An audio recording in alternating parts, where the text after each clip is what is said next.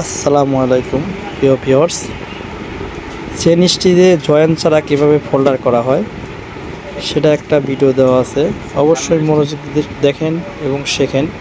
এটা অবশ্যই একটা ফ্যাক্টরির জন্য খুব ভালো একটা কাজ। এটা করতে পারলে আপনাদের একজন লোক বেঁচে যাবে এবং প্রোডাকশনটা খুব ভালো হবে, সুন্দর হবে। অবশ্যই ভিডিওটা ভালো মতো মন দিয়ে মনোযোগ দেখেন এবং অন্যকে শেয়ার করেন। Thank you.